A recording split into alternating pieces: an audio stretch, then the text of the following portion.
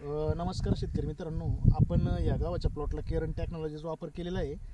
तर या गावाची परिस्थिती आपण 11 जानेवारीला पूर्वी व्हिडिओ काढलेला होता. तर तेव्हाची परिस्थिती काय होती आणि आत्ताची परिस्थिती काय आहे, तर शेतकरी मित्रांकडून आपण चर्चा करू. नमस्कार सर. तुमचं पूर्ण नाव आणि पत्ता सांगा बरं. भगवान गायकवाड, राहणार जिवाळे, तालुका निफाड, जिल्हा नाशिक. मोबाईल नंबर सांगा बरं. 7499 27 58 56. या गहू जानेवारी महिन्यामध्ये काय परिस्थिती होती गावाची? हा गहू पूर्णपणे पातळ झाला होता. हां. आणि मला आजूबाजू शेतकरी म्हण हा काढून टाक आणि नवीन परत बियाणं टाक, परत पेरणी करा. पेरणी कर. गहू प्लॉट कसा दाखवा बरं थोडा.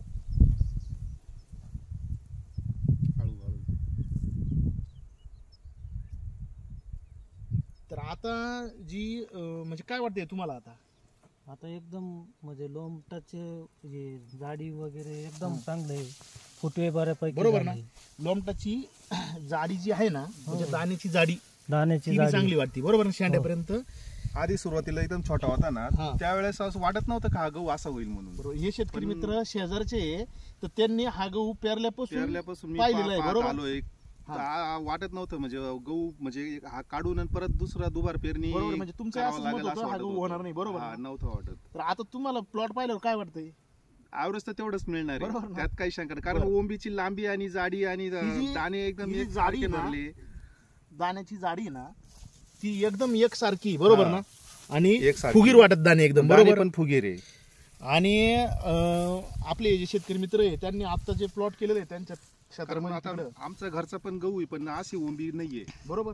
आणि त्यांनी जे आता फ्लॉवरचं पीक जे घेतलं, तर तुमची जी म्हणजे शेती आहे त्यांची शेती सगळं पाणी सारखं आहे, जमीन सारखी. बरोबर. खूप क्रिटिकल परिस्थिती. बरोबर नाही तर म्हणजे चुनखडीयुक्त जमीन किंवा पाणी खराब. बरोबर. तर एवढ्या प्रकारचे चॅलेंजेस असताना त्यांचं फ्लॉवरचं पीक सुद्धा कसं होतं? सुंदर होतं एकदम. बरोबर ना? म्हणजे जे आपण केरन तंत्रज्ञान काम करते जमिनीवर, त्याचा निश्चितच फायदा शेतकरी मित्रांना होऊ शकतो. बरोबर ना? नक्कीच. ओके, धन्यवाद.